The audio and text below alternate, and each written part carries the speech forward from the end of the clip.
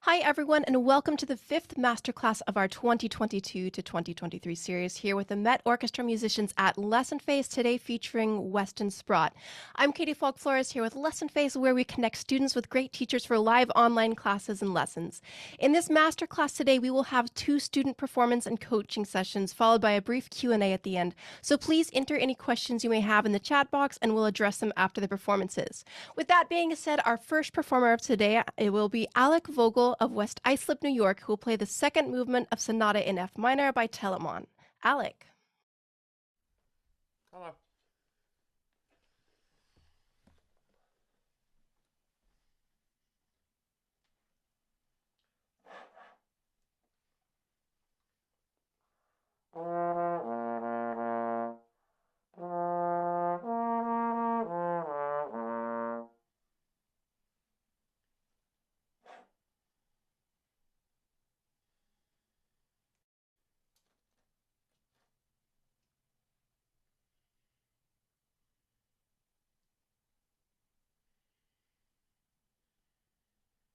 Whenever you're ready, go ahead and start.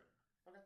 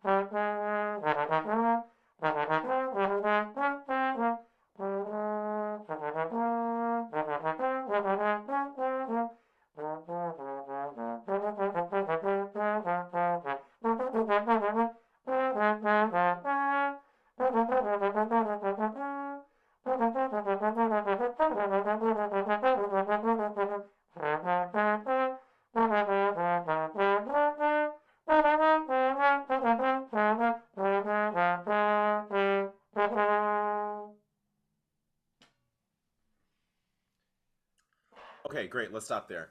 Um, in in a real performance, obviously you would go back, right? Yeah. Because there's a da capo there. Um, but that's really really good. I'm curious. How long have you been working on this piece? About 3 weeks. Okay, so not too long, but also it's not like you're just reading it for the first time. You've probably played through this several times at this point. Is that right? Yes. Okay. Tell me a little bit about yourself. Where are you in school, or how old are you? Okay. So I'm 22. I'm actually kind of fresh out of school. I graduated back in May from Potsdam College with a double degree in music performance and education. Okay. And so right now, I am currently mostly teaching privately, teaching Mm-hmm. private students, playing in a few community groups. And so I'm trying to kind of figure out where I want to go with my musical journey right now. That's the Okay. big thing for me. And what brought you to this particular piece? What made, of all the pieces that you can work on, what made you think this is something you want to spend some time with? Well, to be honest, I wasn't entirely familiar with Telemann's music before this. I was kind of looking through pieces, experimenting, like what struck a chord with me musically, and I found that the second movement of this sonata in particular, just I can't really say what it was because I'm not entirely sure, but I just really fell in love with it after I listened to it. So I Mm-hmm. figured that it would be something that I'd want to play for a special occasion. Okay, cool. I like this piece. I've played it several times, even though it's probably been a handful of years now since the last time I gave a performance of it. Definitely encourage you to learn the entire piece if you haven't already. Learn all the movements. But the second movement is particularly fun. Depending on what tempo you choose, it can be pretty lively and exciting, and can be a nice opportunity to show off some technical facility, which is great. When I listen to you play, I think there are a lot of things that you do well. I like your sound in general, I like your pitch. Um, the thing that I wish we had a little bit more of was just a little bit more enthusiasm and excitement in the character. So this sonata is very straightforward in the sense that it's a slower movement, a faster movement, a slower movement, and then a faster movement. It's a four movement piece, right?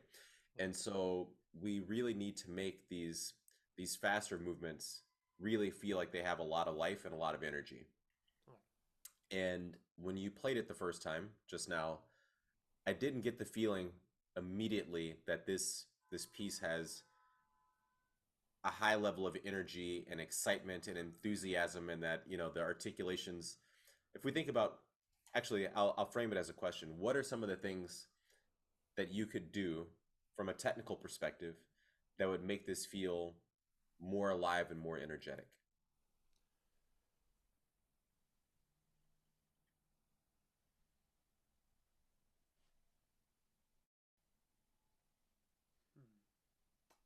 Maybe having some of the shorter articulations be a little clearer so that it gives it a little more energy. Sure. What else?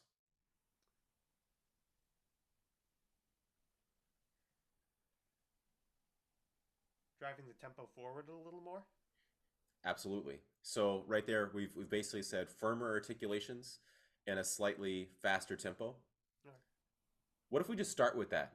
I could share 5 or 10 other things, but let's see if we can start there. What if you try again from the beginning, and let's think in the places that are not marked legato or slurred, let's play with a really crisp, clear, firm articulation. And also let's kick the tempo up a little bit so that the character feels more exciting, more allegro. Try it. Okay. Okay.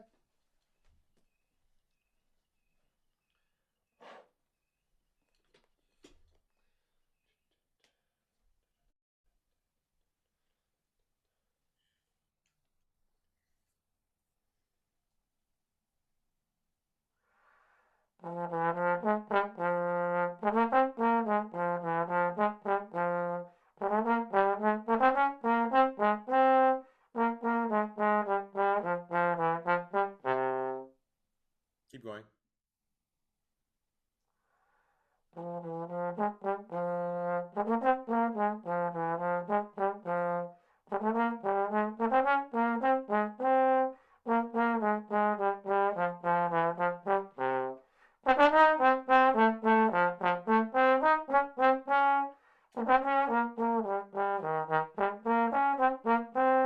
Okay, great, great. Let's stop there. Let's stop there for now. That was already an improvement, Okay. but I think you can make it a little bit more dramatic. You know, the first time you played this, I think you were probably around somewhere between 96 and 100 if we were to put this on the metronome. Okay. And this time when you played it, you may have been 2 clicks faster. Okay. Do you have a metronome with you I do. on your phone, right? Or something like that? Actually, I have one right here. So, Okay. Why don't you set that to 100? Let's hear what that sounds like. Okay, now what happens if can you move the metronome to 112? Yep. There it is. Try it there. Okay. See if you can keep your technique together at 112 and with very firm articulations when they're called for. Okay.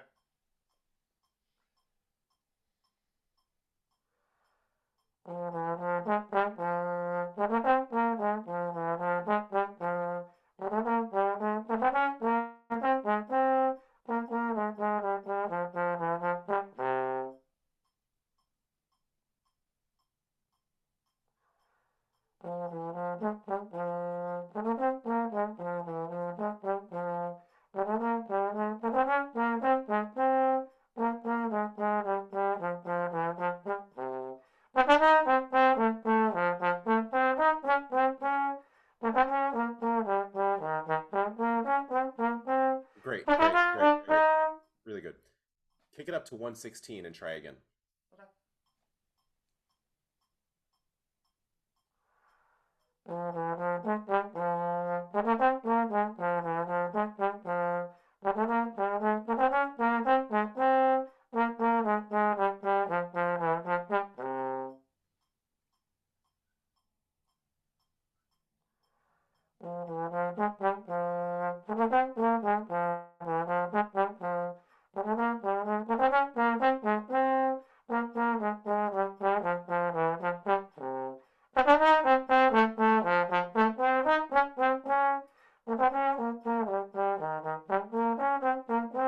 Good, good, good, good. Okay, so you can try with the metronome for a second there. I like this tempo quite a bit more. And if I were you, I would probably think about performance tempo being here or maybe even a click faster. If you think the marking on the top of the page says allegro, and so Yeah. you definitely want it to feel like it's in that range, you know. There's allegro is not a defined metronome marking, Yeah. but there is a range, you know, and you don't want to be playing a moderato or andante tempo when it says allegro, especially, you know, you got to think everything is in relation to something else. So in full context, you'll have just come off of playing a relatively slower movement, something where you're trying to create this feeling of serenity and calmness. And now you're going to be shifting into something that should feel immediately, like in the first note that you play, immediately different, completely different character, just brimming with excitement and energy.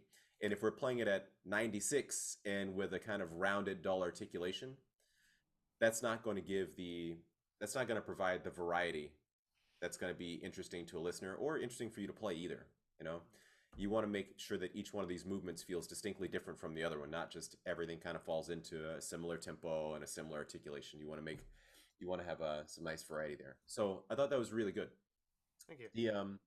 The next thing I'd like you to think about is, speaking of variety, is your variety of dynamic. I think you're doing an okay job with it, but I wish you would exaggerate what you're trying to do even more. And especially in music like this, you have a lot of patterns that repeat. So, for example, the first phrase you play is basically exactly the same as the second phrase that you play, right? Yeah. The only difference there is the dynamic. And then if you look right after that second phrase that I was just talking about, you basically have two figures.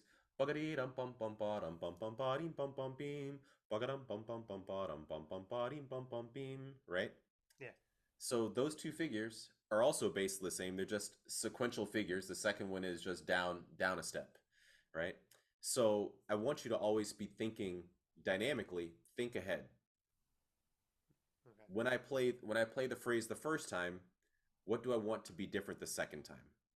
Right? So if you start this piece, for example, and you're not really thinking ahead, you may trap yourself musically by playing a dynamic that's too soft to begin with, and then you realize, oh, I'm supposed to go down 2 full dynamic levels for this next phrase, but I didn't really play loud enough to do that. I really wish I started louder. Now it's too late, right?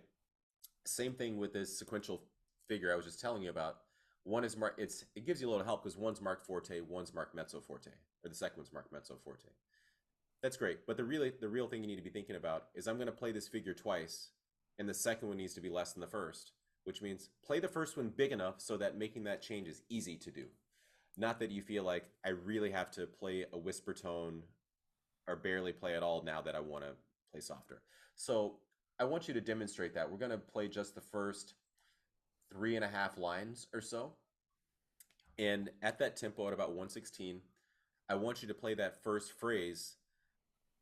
It says mezzo forte, but your real goal is play it firm enough and big enough that it's easy to play it sounding 2 dynamics down the next time it comes around. And then when you have this ba-da-dee-dum-bum, it's marked forte, but the real thing here is you just came off of piano, make it sound like it jumps way up to forte. So there's a big dramatic dynamic difference. That also makes it easy then to play the following phrase less. Make sense? Oh, yeah, absolutely. So you're just anticipating. Try it from the top at chord equals 116. Okay. Do it with the metronome if you can.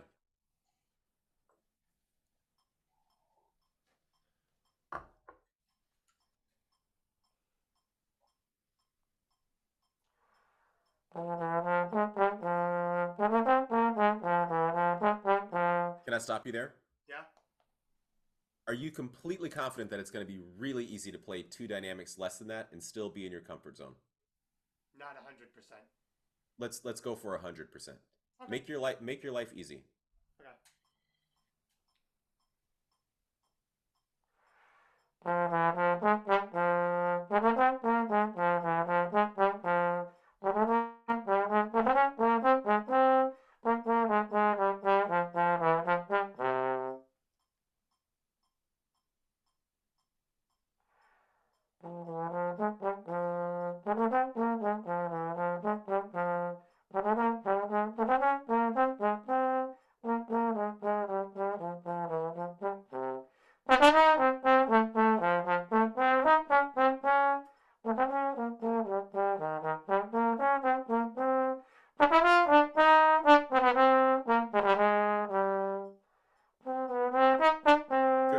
Good.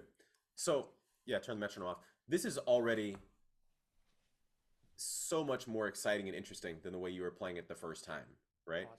Awesome. Yeah, so those are some key points. Play a real allegro tempo, play with a firm articulation when it's called for, so that you get some of that pop and excitement that you need in the music.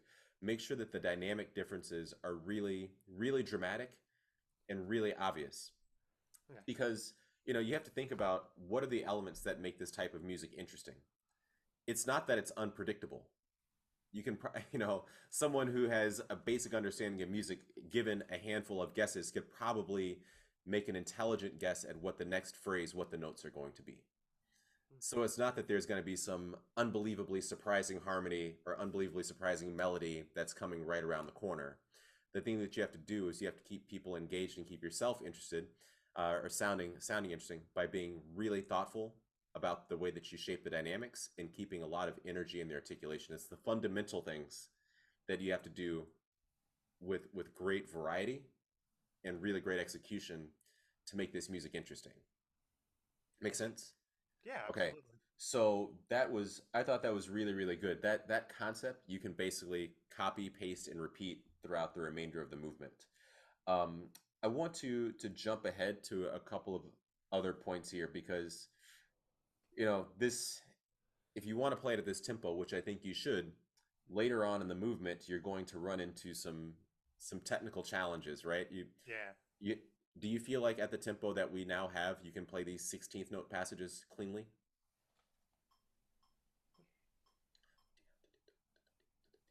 That might be a pretty big challenge for me, to be honest with you. Okay, Like, that's fine. And I figured that it might be, and that's why I brought it up, right? Because one thing to think about whenever you're playing a piece that's on the faster side is, well, how fast is the fastest stuff? in that movement, all right? And let's not play faster than we're capable of doing that, because you don't want to have to suddenly slow down by 10 clicks for 4 bars and then kick it back up and play. You can't really do that, right? You want a piece that all makes sense. So I'm curious, if you look at something like bar 36, where this starts, Yes. how do you go about practicing that? I would start it quite significantly slower, about, I want to say about 40 clicks slower if we're talking 116 for the goal tempo. Mm-hmm. I'd start around 80, Okay. and I would start mainly by buzzing and glissing so that I can just get the pitch right, the feeling of the air. Right. Mm. And then after that, I would add in the tongue, and I would keep practicing until I got it right. Then I would go about 4 clicks faster, pretty much repeat the same process as I got faster and faster and faster till I got to the goal tempo. Okay, that's not a bad way of doing it. You know, some of these technical passages can be difficult to get under our fingers or into our chops or onto our slide, whatever term you want to use. I think it's good to have multiple techniques for attacking it, because at a certain point, it can be said you have to be able to walk before you can run, but there's not enough walking in the world that's going to teach you to run. At some point, you got to run. Right? Yeah. Okay, so you also need to practice running. In this case, you need to practice being able to play fast. So the method that you suggested is one somewhat effective way to do this, even though I think sometimes you'll end up running into a breaking point. I think another way to think about this, something that I like to do, is trying to organize the technique on one note and then adding one additional note at a time. So, for example, if we look at pickup to bar 36, right? And the pickup is a G and the downbeat is an A flat. Yeah. At the tempo that you want to play, there's probably a good chance you're going to be double tonguing a lot of this. Yeah. Especially if you eventually decide to go even faster, which could be exciting, right? So the first thing I'd want to find out is, can you double tongue this? Can you double tongue it just on G, actually? So let's eliminate the complicating factor of slide technique for now. And let's just play. Can you do that on a double tongue? Sure.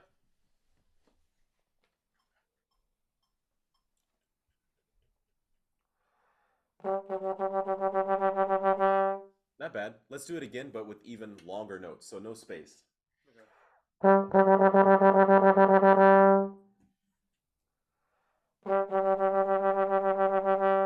Do that 2 more times.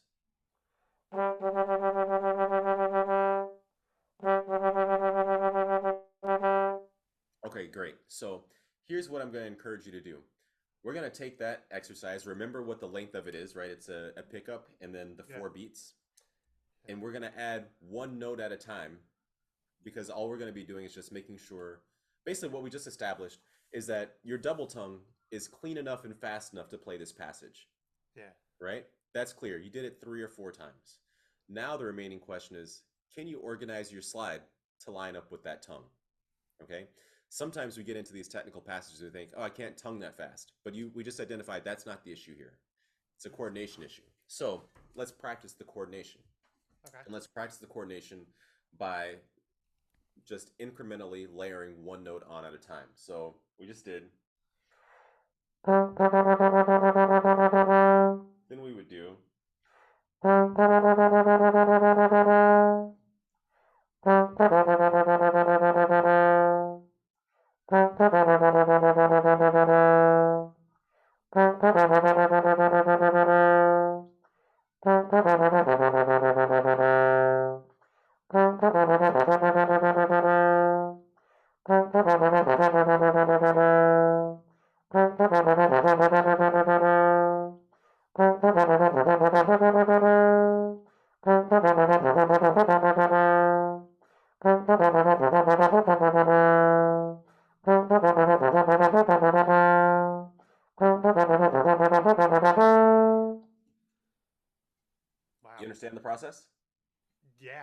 do.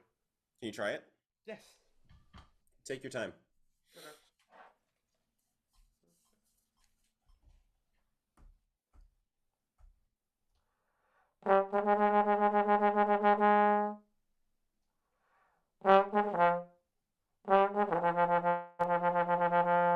So here's the key. When you do something like that, right? You're probably not satisfied with that repetition, right? Yeah. Stay there. Don't move forward until you feel like you've organized that movement. Because in aggregate, we want to look back on this and say, we've micromanaged every movement of that technique and gotten them all clean. So if going from A flat to F is not great, stay there until you smooth it out. And then once it's smoothed out, you can do it a couple times with no mistakes. Then move forward to the E natural. Okay. Go ahead.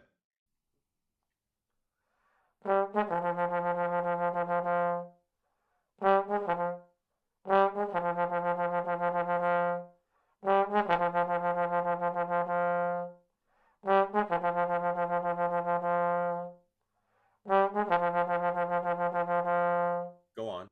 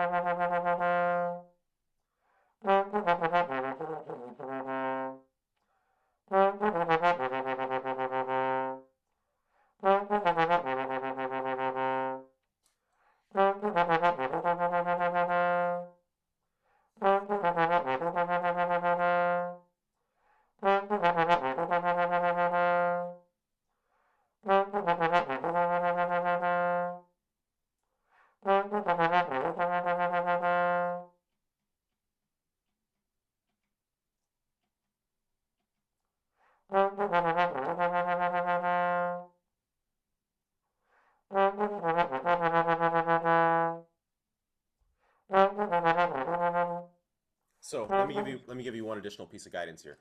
I think this is going really, really well, and I have an advantage over you because I've played this piece more times than you have. So, even if it's been even if it's been a while, but I can give you a little bit of a, one thing I can share with you. One of the reasons why I'm able to, I literally have not played this piece in a performance in probably 5 years, right? I've not worked in this. But the reason why I can recall it so quickly, and granted, I would make some mistakes eventually on this, but the reason I can recall it so quickly is because I spent a fair amount of time practicing it just the way that you're doing right now. And that type of practicing really ingrains things for the long term. Okay?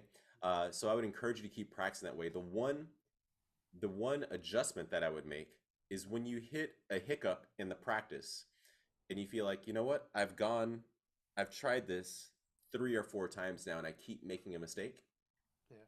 That's when you need to make an adjustment, because in general, most of your practice should sound good. Okay. So if you feel like you get to this place and you're making a bunch of mistakes or you keep making the same mistake over and over and over again, adjust something. In this case, I might adjust the tempo. I might back it off 4 clicks and see, you know what? Now that I backed it off by 4 clicks or 8 clicks, did my batting average go up? It's not to say that when we're practicing, everything is perfect all the time. Obviously, we want to practice things that we need to work on. So it's not going to be perfect. But you should be getting things right 80 to 90% of the time when you're practicing. Okay? All right? So that's a really smart place to practice, because it means I'm mostly reinforcing the right things and I mostly understand what I'm doing, but I haven't perfected it just yet. If you're batting 50-50 or 7 times out of 10 you get it wrong, you're actually just reinforcing the habit of making mistakes. You want to leave the practice room feeling like, I did 10 reps of something, 8 of them were good, 2 of them weren't great, or 9 were good and 1 of them wasn't great. But in general, I'm moving forward. But if you go in a practice room and you play something 10 times and 5 times you screwed it up and 5 times you got it right, it's kind of a wash. You've built muscle memory for doing it the wrong way. You've built muscle memory for doing it the right way, but at an even clip, and it's a wash. Yeah. So in order to make your batting average go up, there are things you might have to change. You may have to change the tempo. Sometimes you may have to change the dynamic. Some that you're playing really loud, you might have to say, let's try it a few times a little bit softer and see if that helps my batting average go up. And then once it goes up to 95 or 100%, okay, now can I add in the dynamic? You see what I Okay. mean? Or there may be times when you're playing something in an extreme register and you say, you know what, maybe I need to play this down an octave or down a third or up because it's too low or something like that. See, can I do this well here? Okay. Now that I'm doing that 100%, what if we take it back up a half step and try again, and then again and again and again? But you don't want to be in the practice room reinforcing bad repetitions. Yeah, So I want to see you get this. yeah. So let's go right back to this phrase that we were just on. Okay. But what if you take a little bit of pace off of the tempo so that you can do the exercise but with a higher degree of success? Okay.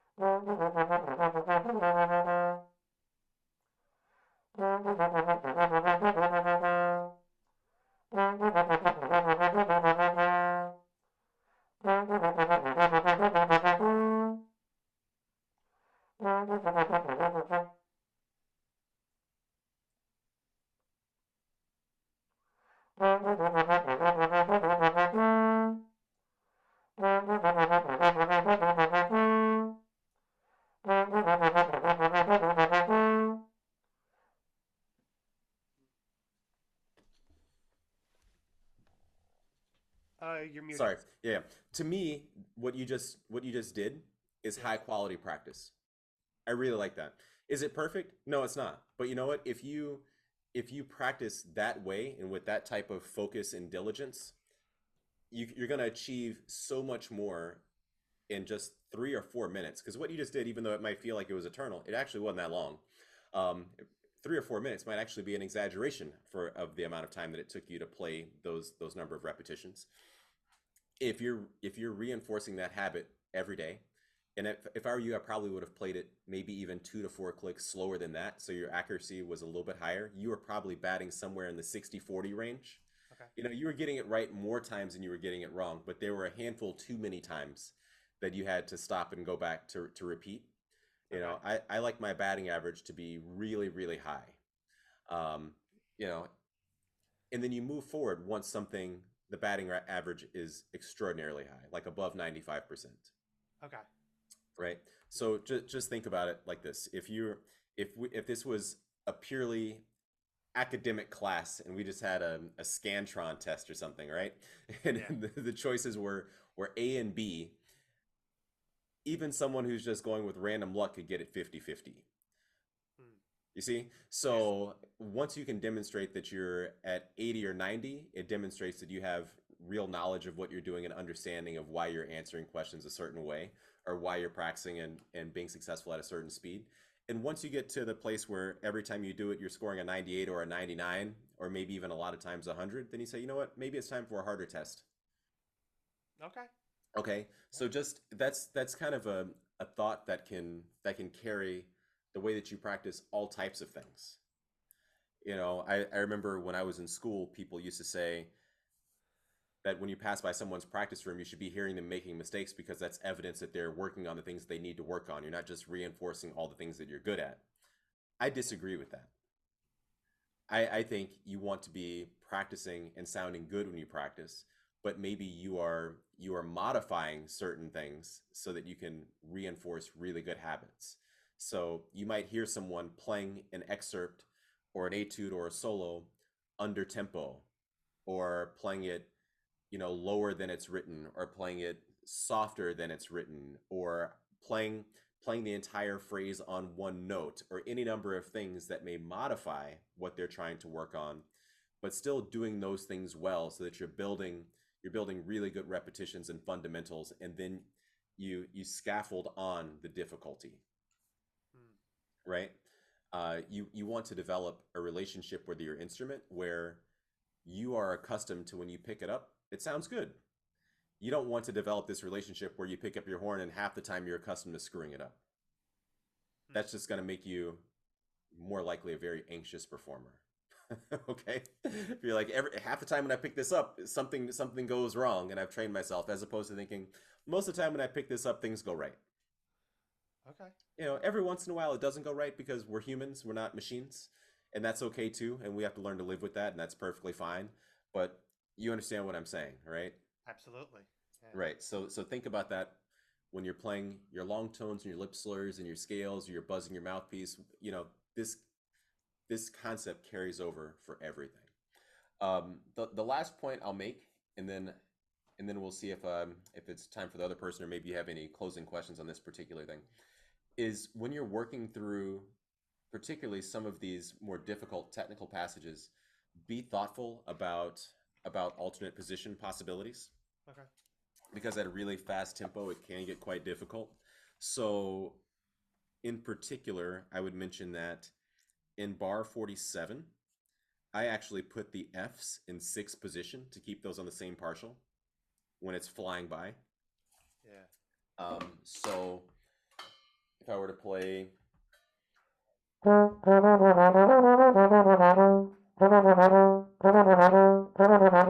I find it's easier than playing it in first.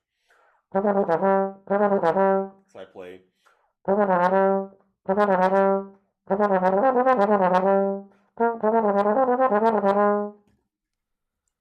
is an easier thing for me, right?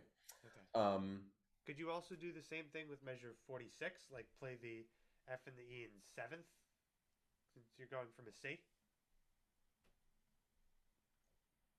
that's harder. You Yeah. could.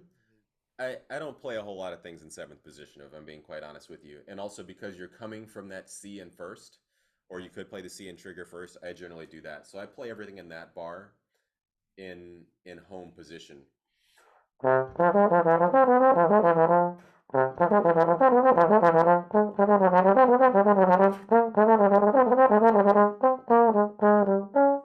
Etc. Okay. You know, um, the other important thing, which we were just doing, is even when you're practicing things at a slower tempo, still practice double tongue. Okay. You know, there may be places like in bar 74, 75, 76, where you have kind of a slur to tongue to pattern, where you only double tongue the ones that are not slurred, and then use natural slurs in other places. But the point is, whatever technique you plan to use when it's fast, make sure you're practicing that technique and refining it when it's slow. So don't practice this passage slow with single tongue and then have to suddenly integrate the double tongue when you get to the faster tempo. Practice slow with the double tongue, so you get accustomed to that type of coordination. So this could be a slow double tongue. I'm looking at bar 74.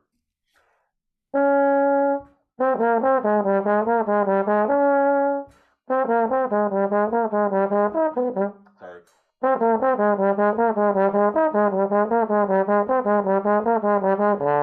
I'm practicing double tongue at that tempo, right? so that'll be easier,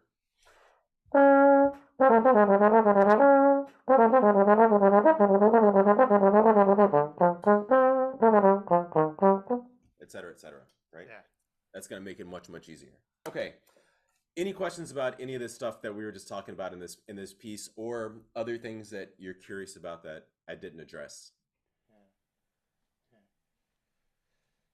So I know you talked extensively about the law of batting averages and how we can apply that to practicing pieces and etudes. How might you go about applying that same concept to practicing basic fundamentals like long tones or scales? Yeah. I think you want to think about what you're trying to achieve when you're doing those things, right?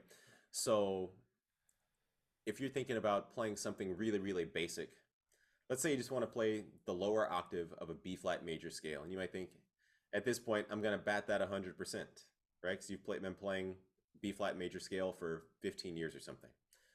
But what is the level of detail that you're trying to refine? Are you playing that B flat major scale because you're trying to get the exact same articulation on the front of every single note? Are you doing it because you're really trying to make sure that your slide and your tongue move absolutely together and there's no slide noise in there? Are you trying to do it with all slurs and trying to make sure those are absolutely clean? What tempo do you need to do, or what dynamic do you need to do, or what fundamental exercise may you have to go back and buzz your mouthpiece to make sure that you're accurate at that level? So, if you think about all of your favorite players and favorite players on any instrument, they're playing scales all the time. And it's not because they need to know the notes. It's because they've known the notes for years. It's because they're trying to refine or reinforce very specific parts of their technique. So make sure that every time you're playing long tones or lip slurs or scales or arpeggios, things like that, that's not just a matter of going through the rote repetition of playing through the notes. It's because you're trying to refine something particular that you value highly in your playing. You could even think to yourself, for example, I want to play, I'll just use B flat major scale because it seems so basic for us, playing a B flat instrument. I want to play a B flat major scale in whole notes, and I really want to focus on the intonation. And so you're going to practice it with a tuner, and you're going to ask yourself, at what tempo or what degree of focus do I need to have so that when I'm playing this with a tuner, I'm able to get within 10 cents of the pitch every single time, right from the start of the note. And then eventually you want to improve that and say, what would I need to do to be able to start it within 5 cents of the pitch immediately? Can you do that at quarter equals 100? Probably not. But if you said, you know what, I'm going to slow this down, I'm going to modify this to quarter equals 60 and play this in whole notes so that I have enough time to really focus on making sure that I'm achieving my intonation goal here at a very high level, that's great. You can do that. So, thinking this way will force you to be even more considerate about why you do these fundamental exercises. Because sometimes you just think, oh, this is my warm-up routine, so I just play through these 15 exercises or whatever it happens to be, and now I'm officially warmed up and done my fundamentals. But to what end? Does that answer the question? Yes, definitely. Thank you. Cool. Anything else? No, I think that'll be it. Thank you. Okay, good. We'll keep thinking on it. If something else comes up, there should be a little bit of time left to ask. But let's move on to Eli. Thanks so much, Alex. Wonderful thoughts on mindfulness there. I took some notes on that for practicing too. So I'm going to go ahead and introduce our next performer. Today is going to be, I have Eli Boudreau, a student at Louisiana State University, who will play orchestral excerpts from Mozart and Mahler. All right, Eli, nice to meet you. Which one Hi. are you going to start with? I think I'll start with the Mozart and Okay, then great. do the Mahler. And if you want to stop me in between or just do both of them, just let me know. Just go ahead and play both of them as though you were playing these two excerpts for the first round of an audition, and then we'll get into it afterwards.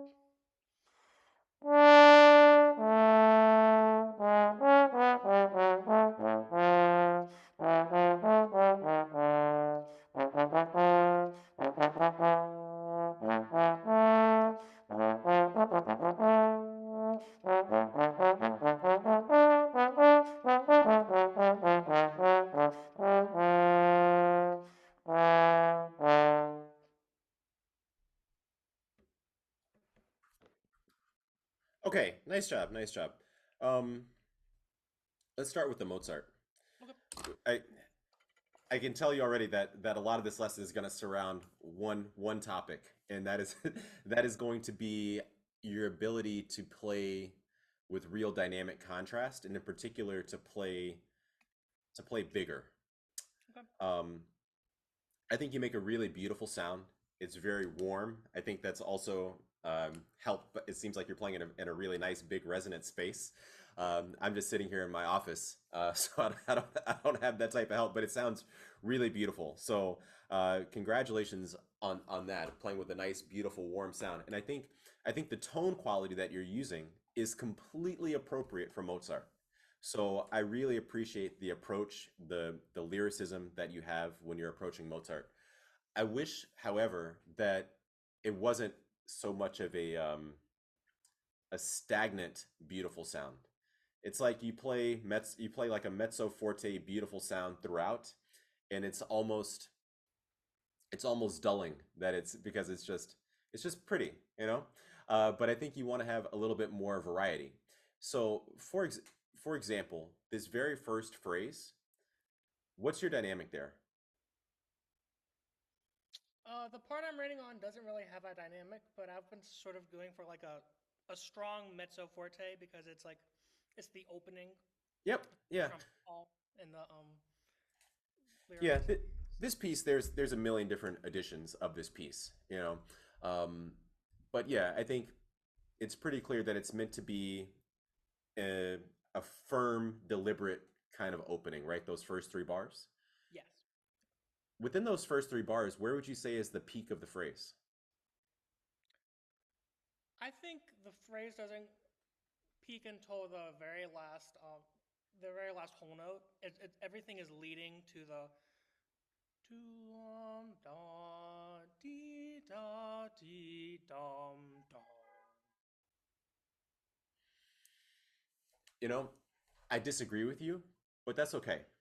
Um, I I generally like to think of this phrase really leading to the D in bar two, and then your low B flat getting a little bit out of the way because that's when the bass baritone soloist comes in. Yes. You know, you have ba ba bim bum bum bum tuba midrum spotches, right? So we're not trying to bang the front of this low B flat right at the moment when the spotlight is actually supposed to shift from us to the soloist. I see. my interpretation, but take it or leave it. I could make an argument for yours also. So if you're truly convicted by that phrasing, then fine. Which one do you want to go with for these purposes? I'll go I'm with happy to your go with. phrasing. Okay, cool. Yeah. No pressure to do that. But sure. Okay, so can you try it that way? Yeah. Just demonstrate that. We'll talk about the technique of it here in a second, but I want to hear it just if you take that idea, let's peak at the top of bar 2 and then actually allow yourself to relax into the low B flat. What does that sound like? Okay.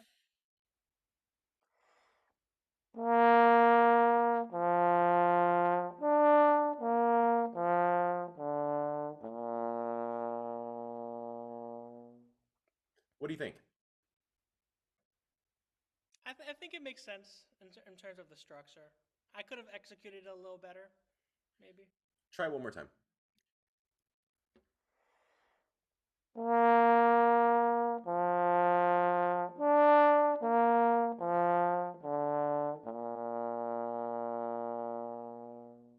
Okay, even better. So let's get into the technique of making this work really well.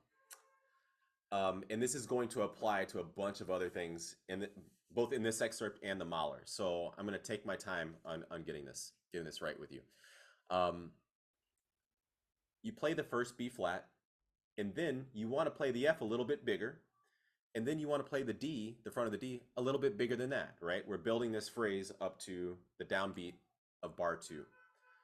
Physically, what are you doing differently to hit the F than you are the B flat to make the F louder? I think since it's lower, I'm naturally using a little bit like wider air volume.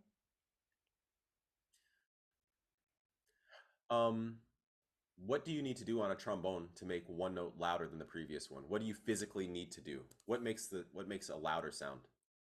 You doing what? Faster air.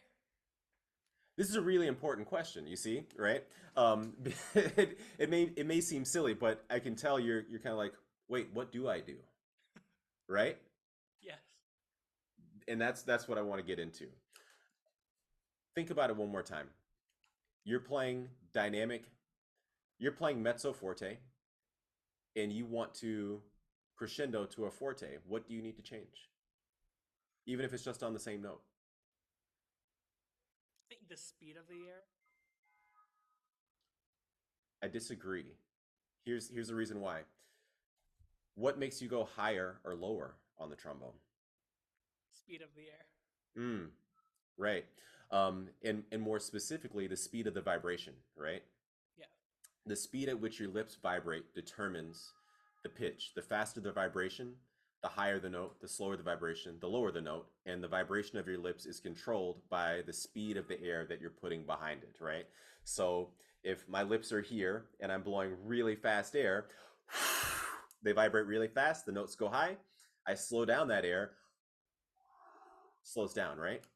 So the thing that we use, if we say to play louder, I blow faster, but we blow faster to play higher.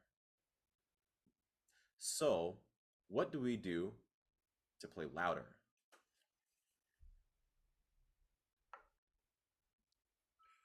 I'm not sure now. I'm second guessing myself. That's fine. Okay, that's why it's a masterclass. Cool. I will leave you alone about this. But okay, so what I know to be true, there are a handful of things in life I know for sure. This is one of them.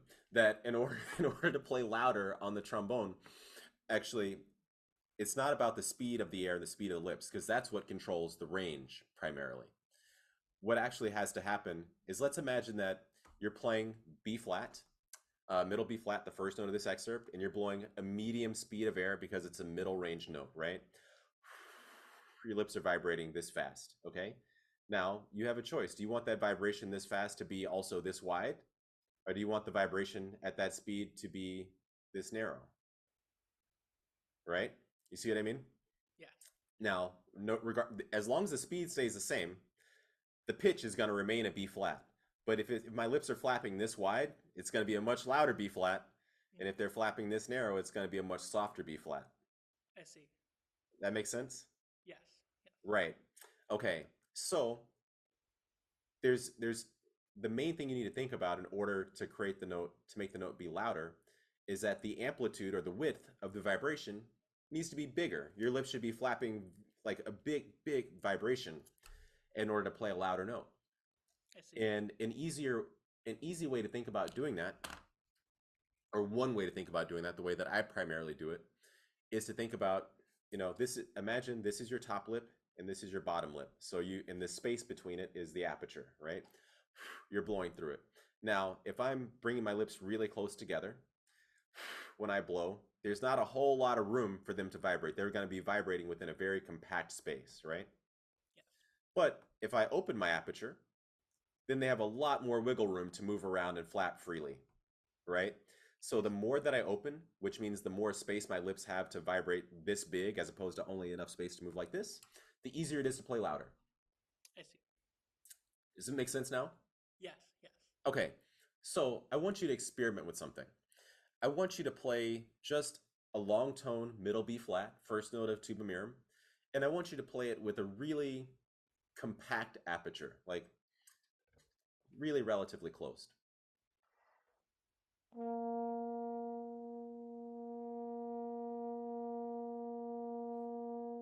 Great.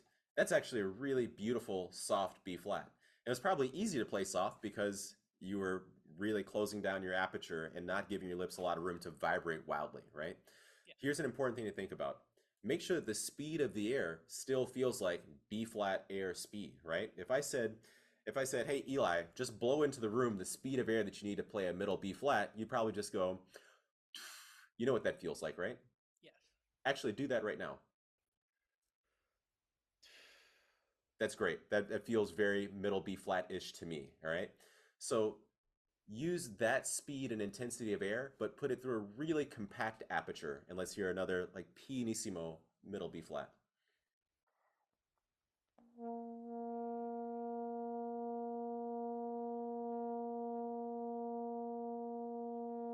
Great.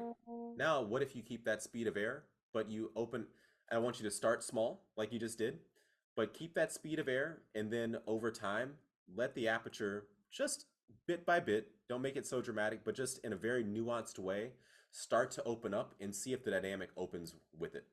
I see.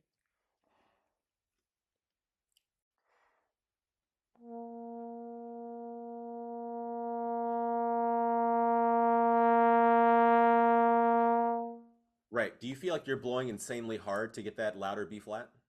No. Not really, right?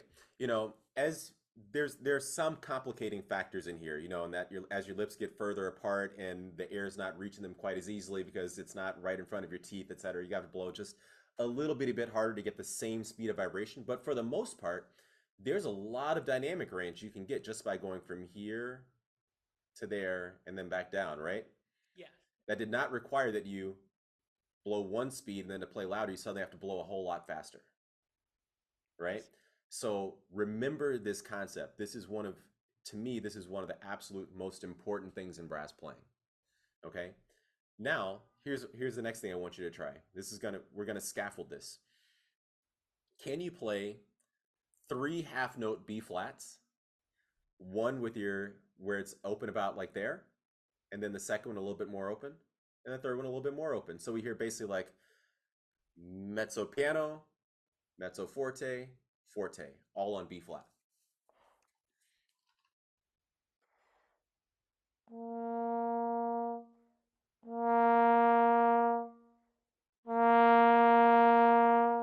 Awesome. Now can you do the same thing, but with no space between the notes? Just connect them. Ba, ba, bum.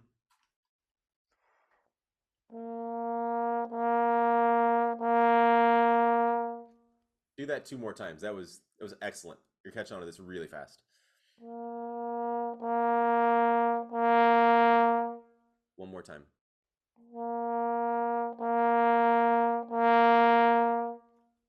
Can you do exactly that on the first 3 notes of tuba mirum? Oh, I'm sorry. Go ahead.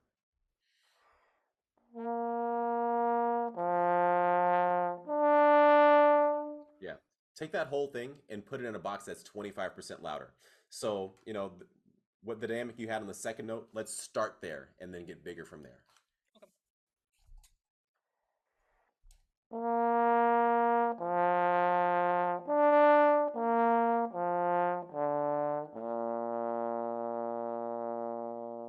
Exactly right. So what you're going to do, I thought that was really, really good. So if the D is the peak of the phrase, then the same way that you opened up, you went ba ba ba ba bee ba bee. See what I'm doing there? Yes. Yes. Let's do that. I think that's going to make you a really, really beautiful phrase.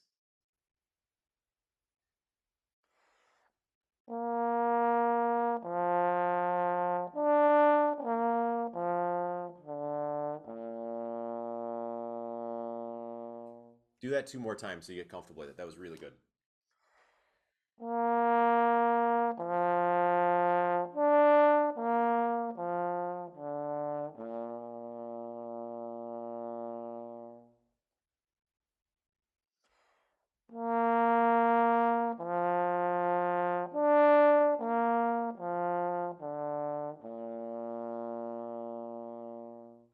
Great. This is so much better. So it sounds like a nice, beautiful phrase. It's not monodynamic. What you're doing is not dramatic. You know, if you come back and listen to the recording of this class, you're not going to go, oh my gosh, there's some crazy crescendo and some crazy diminuendo, and I'm playing forte and piano. It just sounds like the phrase has a nice, sensible arc. And also because you now have a better understanding of the technique behind the dynamic changes, you're able to do it more consistently. You know, it's been said before, consistency, that means you know what you're doing, right?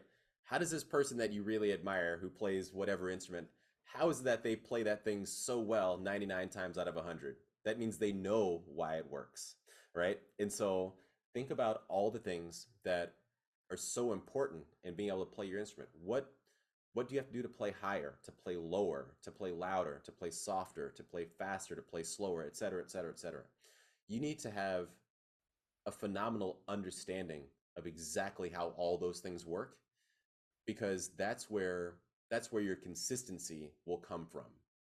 The consistency is knowing what you're doing, you know? So if where we were 10 minutes ago, 15 minutes ago, whatever it was, I said, hey, what makes you play louder? And we go, I don't know. How well are you going to be able to, how consistently well are you going to be able to play loud? Because every time you try to play loud, you're kind of rolling the dice and hoping a little bit, right? So, you know, it's a really good reminder that for all of these things that are so incredibly fundamental on our instrument, you want to spend a lot of time, not even necessarily playing through them, but just thinking about them and making sure, do I have a real academic understanding of what makes this go? Can I think about this in a way where I say A plus B equals C? You know, if I put my lips about this close together and I blow about this speed of air and put my tongue in this particular place, that's what happens. You know, not if I practice 5 hours a day, can I develop enough rote muscle memory that hopefully I won't forget by tomorrow. Right? Okay, cool. So let's carry this concept over to a couple other things. Okay.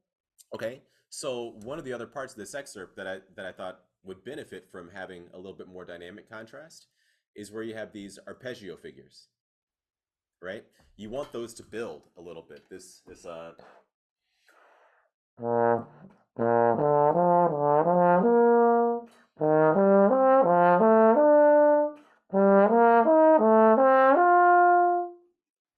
right? Yes. Each time you do that, you want the first arpeggio to be about here, then the second one to be about here, and then the third one to be about here, right? Yeah. So can you think about playing that first B flat arpeggio somewhat compact, and then the next one you start where you're doing the C minor, play a little bit more open, and then the next one play a little bit more open than even the previous one, so it feels like it builds really nicely. Can you try that? Just those 3 arpeggios in a row?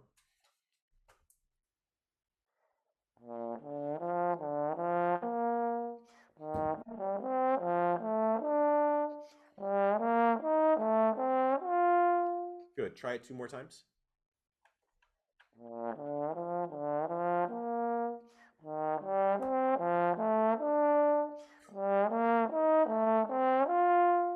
Great.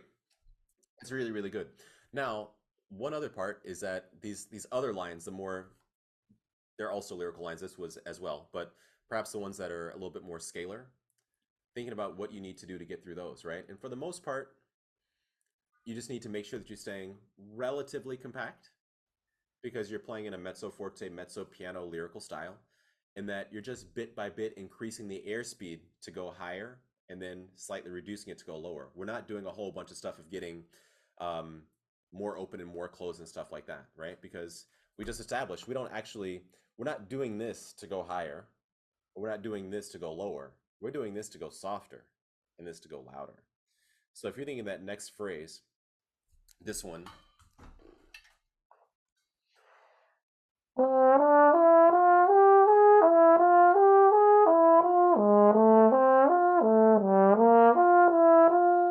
that phrase, Yep.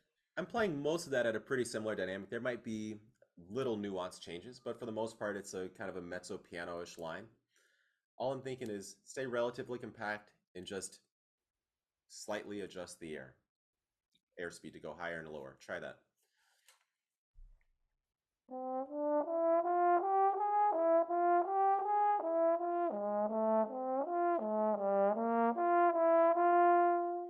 Good. That's really, really beautiful. One last point about this excerpt, and I'd like to hear you play the last line again, is in general, with the exception of the first three bars, can you play this all legato and natural slurred? So I know that's not technically written in the part because, it's not, but to tongue your way through this,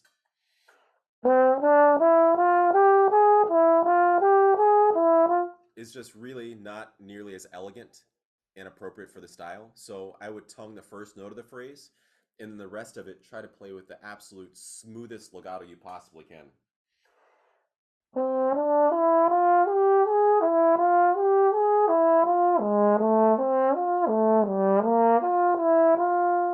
Try that.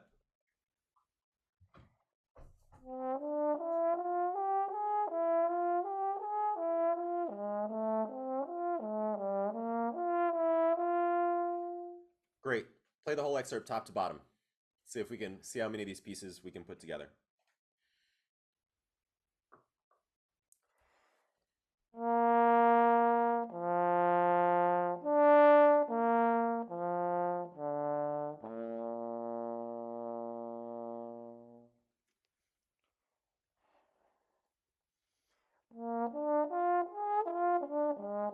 Don't tongue. Don't tongue. Don't tongue this. Don't tongue this.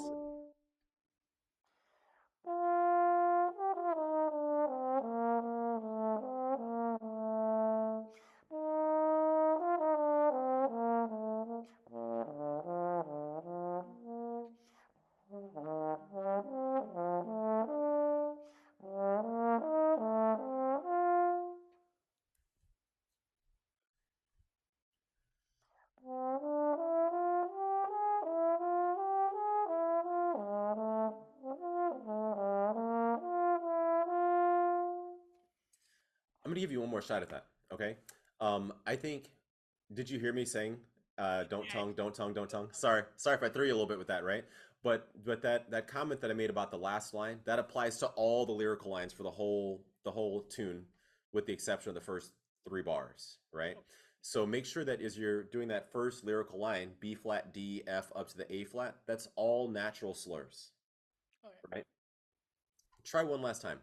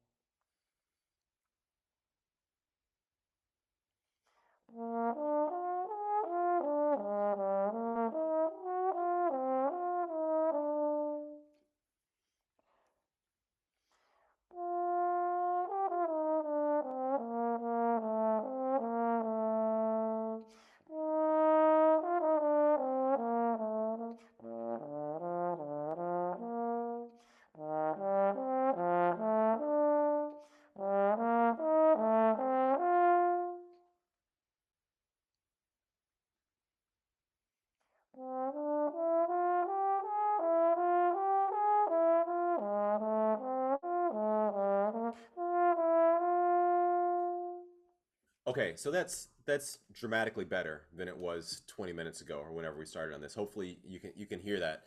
Um, I want to move on to Mahler here in a second, but the last closing notes I would give you is to make sure you're practicing the metronome. Your tendency is to slow down. Find a tempo that you feel is moderate for this, which is probably somewhere around quarter equals 78 or something like that. That seems to be a middle ground tempo. Feel like 72 is about as slow as you want to go on this, and oftentimes in performance you'll find yourself actually going much faster, because in a performance it's really contingent upon how long of a phrase the singer can make, not so much about the trombone player. In reality, people care about us much less, right? So you're kind of at the whim of whoever is singing it and the conductor, what they want to do.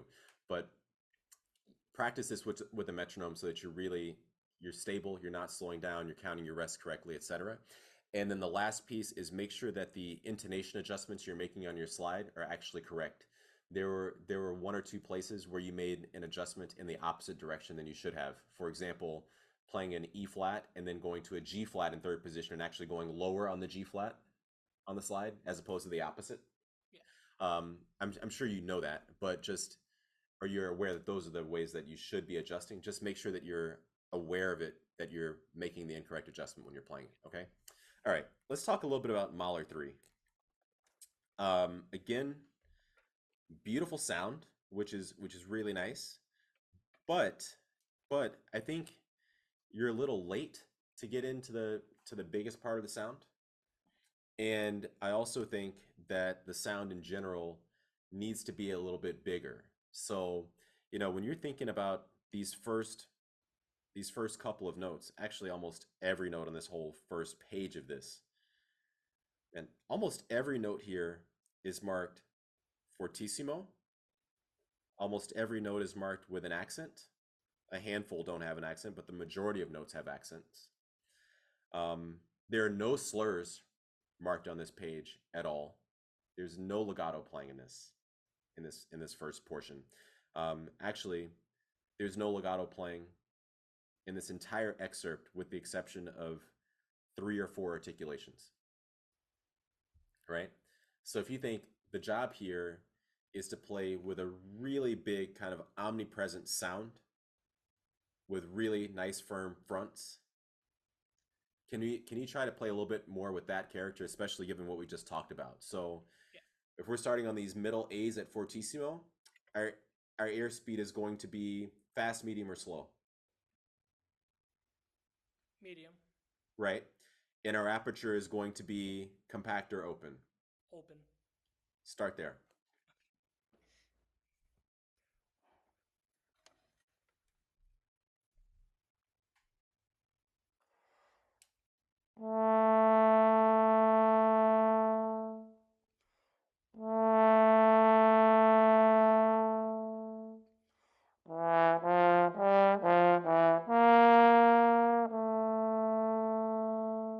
Not bad. Let's stop there for 1 second. What does the accent mean to you? That means that you should shape the note in what way?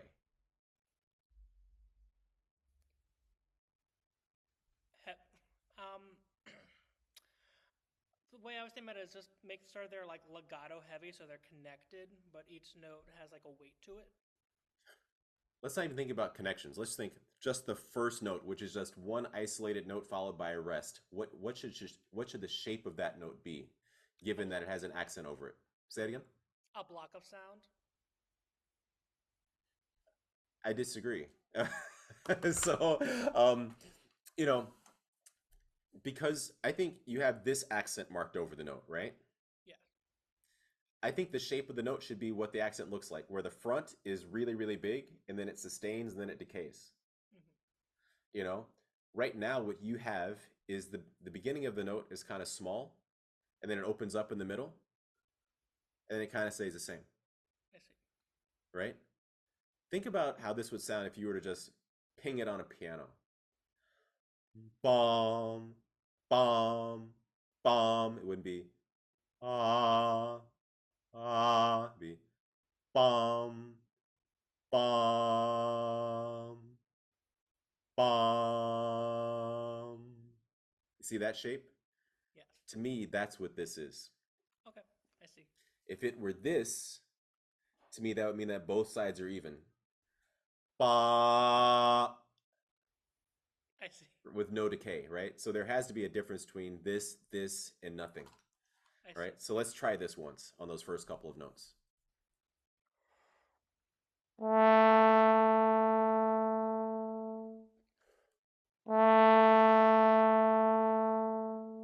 Okay, fantastic. I can buy that. All right. Now, just as a point of reference, what you did physically to make that happen is the speed of air that you need for an A. You got to that speed immediately and without hesitation. If we were to say, and I'm just completely making up something here, that an A natural requires that you blow your air at 50 miles per hour. This time you went from 0 to 50 in 0.0 seconds, and the note just went and popped right out of your bell. It was fantastic, right? Now, let's see if you can do that again. So make sure it wasn't luck and that we actually know what we're doing. We're being consistent, right? And I want you to we're going to go on to the next few bars following that also, but I want you to take note that the next 1, 2, 3, 4, 5, 6 notes after those two E's also have these accents on them. So we need that consistency of clarity. Bom, bom, bom, bom, beam, bom, bom, bottom. And that's your first legato marking, is the way that you articulate the A that comes after the B flat. So let's try that.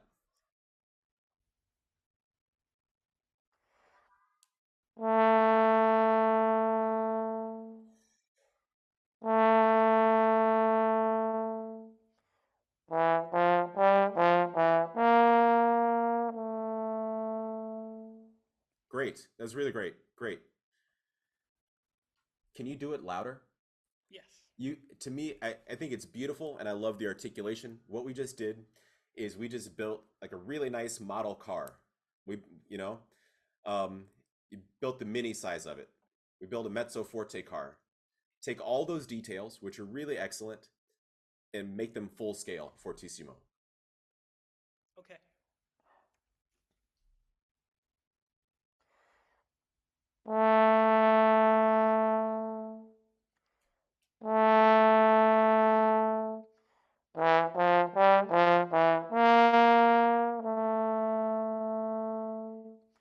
Great. Stop there, please. Really, really good. There are two last things I want you to do before we move on to the next part of this excerpt. Number one is I want you to still play in time. Okay, so ba to rest, ba to rest, rest, ba be dum. So that's number one, play in time.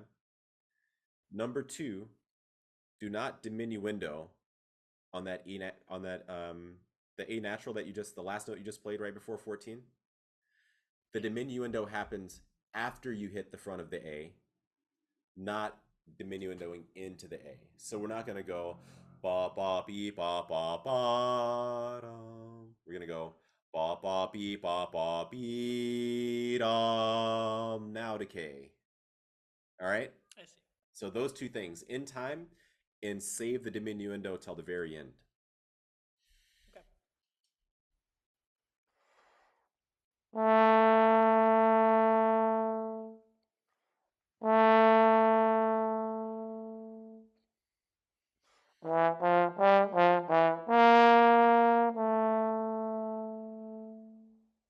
Close. Close. Do you understand what I'm going for? Yes, I see.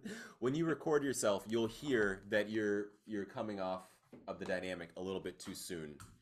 Um, you know.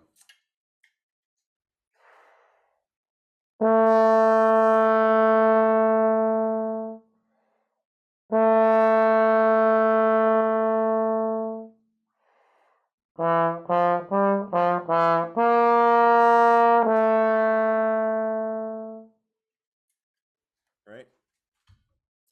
And how are you going to get the dynamic to come down? Aperture will get softer, smaller. Yeah. Ba ba be ba ba ba dum. It's gonna make life really easy. Try it one last time, and then we'll go on.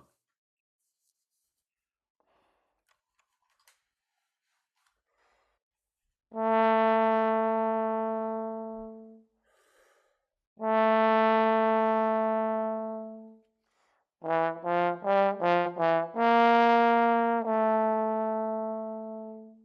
you go. That's it. That's exactly right.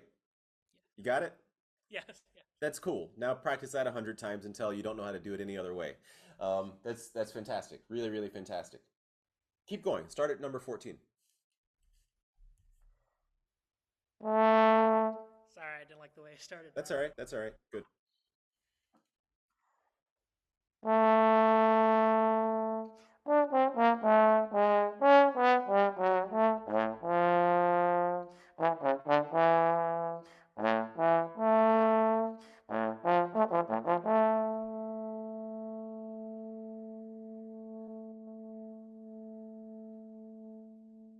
Okay. Not bad. Not bad. What I want you to notice is that at 14, you were marked fortissimo for that entire thing until you get to maybe a bar into the long A natural at the very tail end, right?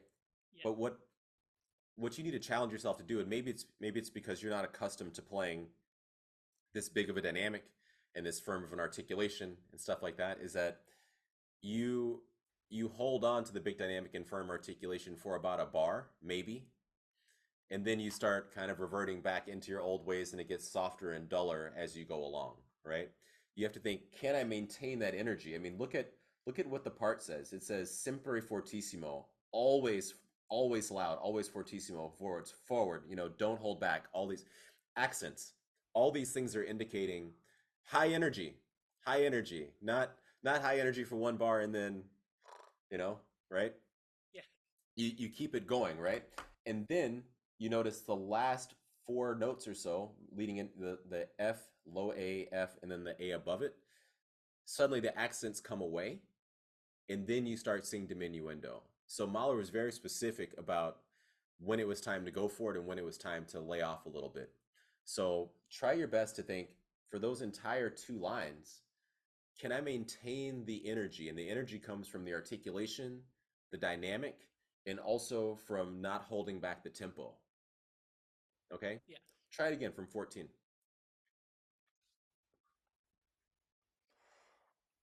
Yeah.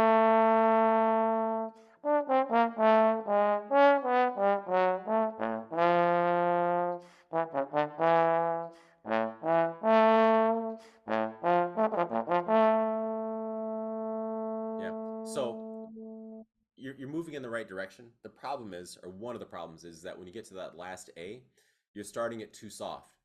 If we just isolated the last A natural that you played and we said, what dynamic is that note? I don't think fortissimo would be your answer, right? And in order to get a diminuendo that lasts 3 bars, you're going to need to start relatively big. Otherwise, you will have trapped yourself. It's really hard to start a note mezzo piano and then diminuendo really well for three bars after that. So make sure you get to a place where you start there where you feel like it's easy, or easier to diminuendo, right? Do you know the term incalzando? It's not in that part, but do you know the term? Oh no. Okay, I don't think so so. I was looking for it like frantically yeah, for a don't second worry. because Don't worry. All these parts or indications are in German, not in Italian. But the concept of incalzando is that everything is getting more. Like it's getting louder, it's getting firmer, it's getting more intense. The tempo is maybe moving forward a little bit. Like everything is going like that, right? And then there's the opposite, which is calando, which means everything's getting a little rounder, duller, slower, softer, all that stuff. It's just like it's just fading away, right? This is very much the former. You don't want to have anything in this until it's absolutely indicated, which is not until the last 2 bars before 17, perhaps, that feels like this is pulling back in any way for intensity. So you have to figure out something that allows you to keep that. I would be more in here.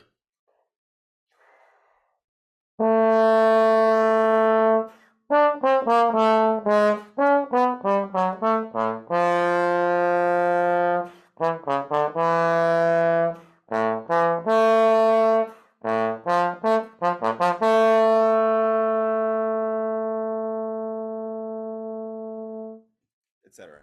Right? I And see. then, Yeah. you know, because I know we're starting to run short on time, we're down the last 5 minutes or so of the class. You know, think about this consistency of dynamic and consistency of heaviness and firmness all the way through. Like, so if you look at 15, the pickup is fortissimo, and then there is an accent and then a diminuendo, and it's marked wieder schwer, which I believe means again heavy, which Yes. there's an indication. It's not saying heavy for the first time, it's saying again heavy, which means something before it must have also been heavy, right? Make sure that feels heavy.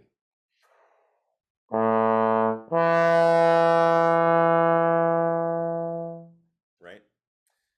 And then you notice the second time, the low A is a half note instead of a quarter.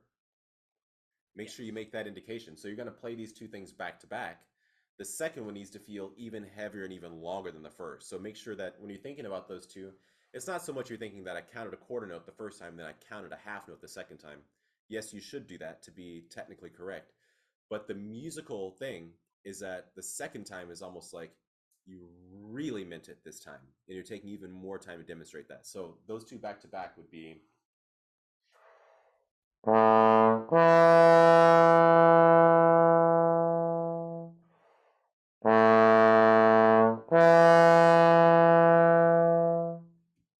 make sense?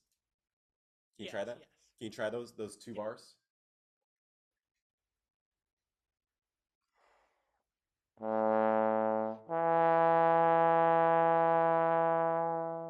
I don't believe that's fortissimo. I'm not a believer.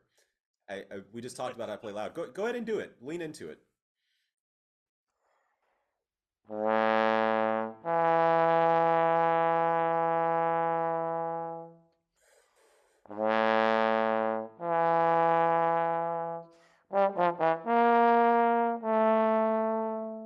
Keep going.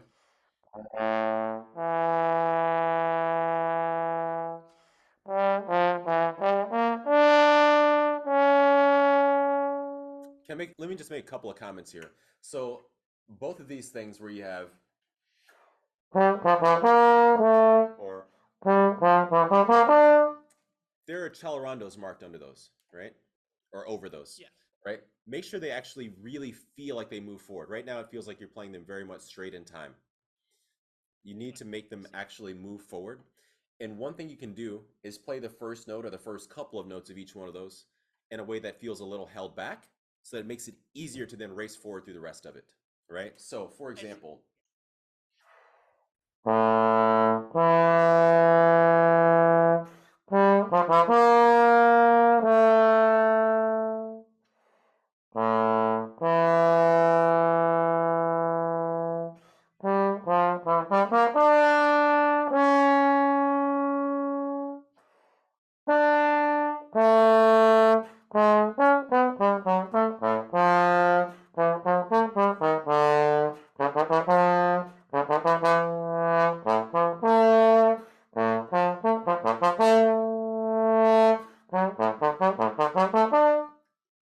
right?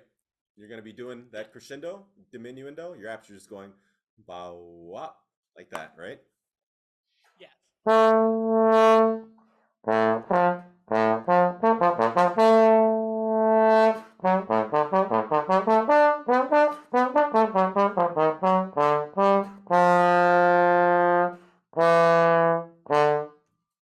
Make sense? Yes. Play it from 16 to the end. Actually, play it from 15 to the end, and then we'll stop there. Okay. Sorry. Firm articulation, fortissimo.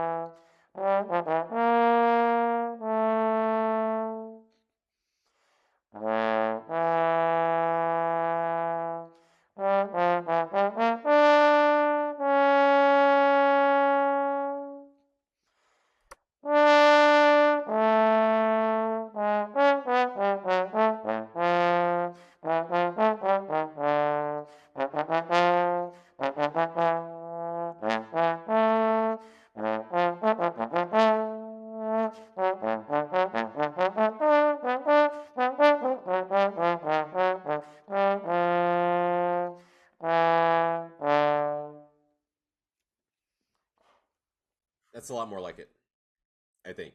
Really well done. Hey, I'll give, we're kind of short on time, so I want to leave maybe a few minutes for questions. Katie, I'm not sure what the rules are on going slightly over, but if people want to ask a handful of questions, I'm happy to do that. But just I would share to both Alec and you, Eli, I think great job. And the cool thing about it is you respond very quickly to the feedback, which is really, really great.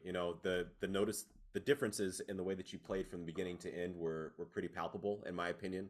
And if you get a chance to listen to the recording, I think you'll hear that. But just having a real understanding of how the thing works and then practicing in a way that's incredibly focused. Just think about the dramatic improvements that you're each able to make in a matter of 40 minutes. And then the thing I would carry forward past today is thinking to yourself, do I practice with this level of focus and scrutiny and thoughtfulness on my own every single day? Because imagine if this is the level of focus and thoughtfulness you put into your practice 4 hours a day for 10 years straight. How good would that be? If the improvements you were just making the last 40 minutes, you were able to do that 10 times over each day for a decade straight, you'd be an incredible trombone player. So you both have it in you to do it. Granted, what I'm just sharing with you is far easier said than done. It's so it's not like, oh, it's easy. Otherwise, everybody would just be freaking amazing, right? That's just not the way stuff works. But the formula is there if you choose to exercise the discipline necessary to pull it out of yourself. So I'll hit pause there, and if Katie, let us know if we have a few minutes for questions. I'm happy to do that, and if not, then that's okay. Yes, we do. We can stick around for just a couple minutes. We've had some questions come in. I just want to say a thank you to everyone for tuning in and participating first in this masterclass. Thank you to our performers, Eli and Alec. Great job. And really a huge thank you to Weston for the inspiring coaching today. So any quick questions, do please put them in the Q&A now. We have some from Hannah. And then I actually have a follow-up question on all of this, Weston, because you're talking about all this mindfulness for practicing, practicing basically how you want to perform, right? So a good relationship with your instrument. And now one thing that I think tends to happen is that we get in the way of ourselves often when we think we're going to try something new. We may try it, but we try it like at 30%, 40% rather than going all in. And it's very obvious, like when we're working with students and we kind of see this hesitation to fully embrace a new technique. So any ideas for getting out of your own way when you're trying something new? One of the things that I try to establish with my students is be open to the teacher-student dynamic. So, and what I mean by that is not to suggest that I know everything, because I know that there's a whole lot of blind spots that I have. But for the moment that we're in the lesson, just be open to the idea that I have some ideas that you may not have thought about, or concepts that I want to push forward that you haven't considered, and just give them a real honest try before you question them, because it may be beyond your current understanding. And what we oftentimes want to do is we want to rationalize and understand something first before we do it, which there's nothing wrong with trying to understand something eventually. But, I think about the number of times I've told a student, why don't you try this thing this particular way? And they'll say, well, is it because you want me to do it like that or like this? It was like, let's not talk about it at all. Let's just do it first. Just try exactly what I'm telling you first without questioning it at all, and try it 3 or 4 times, and then we'll talk about it afterwards. Because sometimes you undermine your own opportunity to get better and to incorporate something new because you start questioning it before you even really give it a try. So, and oftentimes we do that because what we're being asked to do feels uncomfortable. And I think we have to get comfortable with discomfort in some ways, not that something should be painful or whatever, but something that feels like this is really not what I'm accustomed to doing. And if what you've been doing before has not been getting you the results you want, maybe that's the indicator. That's great. It should be it. If you're actually going to do something different, it probably will feel different. That might be an indicator that you're actually doing something different. If you're playing something or you're holding your slide a certain way or shaping your embouchure or moving your ear, and it feels really, really comfortable, it's not an indicator that you're actually trying something meaningfully different. So thinking about that in the teacher-student dynamic, but at the other times you're not in a lesson, really, you're your own teacher.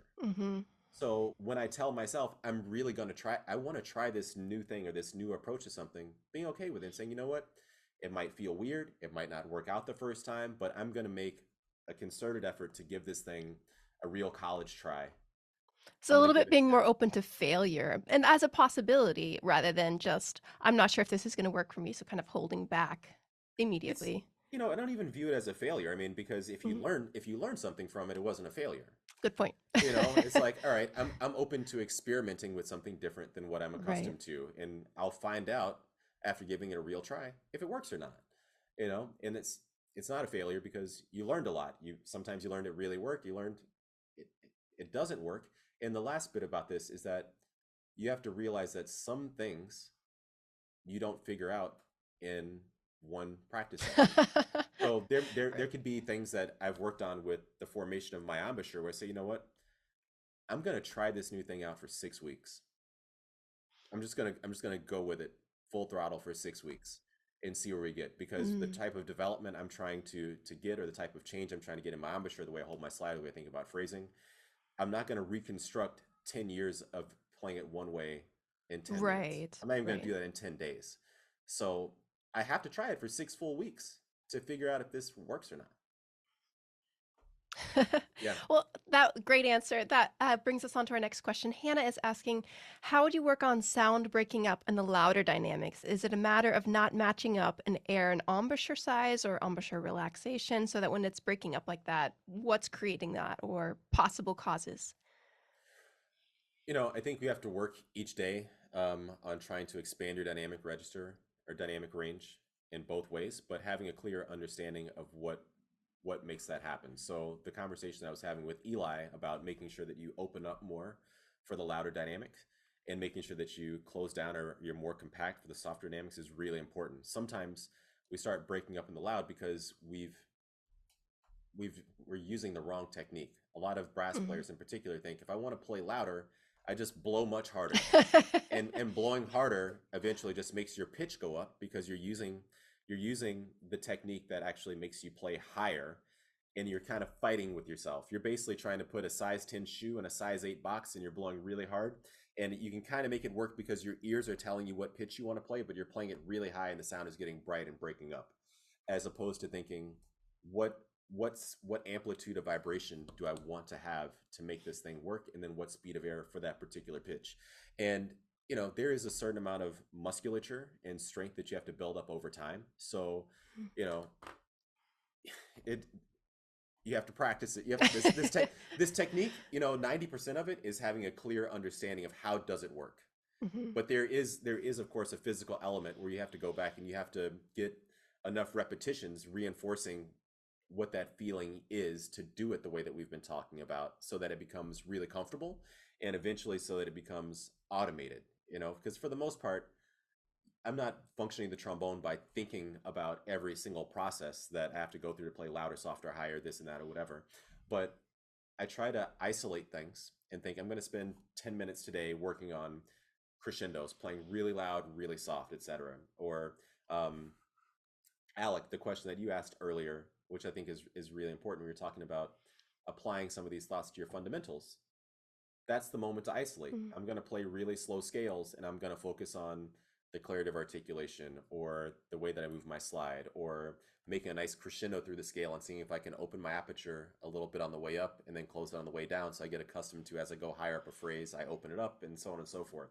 And eventually, if you're that thoughtful for months and months and months on end, those things just start becoming very, they just become a part of the fabric of how you play. And then you realize you're going up a scale in a piece of music and it's just opening up really beautifully, and as you're going higher and you're trying to get naturally louder because that's the shape of the phrase, the speed of your air is just naturally increasing to make you go higher, and your aperture is naturally just opening so that you can go a little bit louder. And then you come back down, the air slows down a little bit and the aperture becomes more compact because it's all automated, and all you're really thinking about here is the character that you want to play with. Wonderful. So, and I'm going to boil this down to way to simplification. It's mindfulness, thoughtfulness. When you're practicing successfully, you're thinking about these things that way. When you need them, they're there for you already, basically. And workshop things when it's not working. That's right. That's right. And when things are not working, modify them to a place where they do work, and then start scaffolding the difficulty back in until you get back to where you actually need it to be for the performance.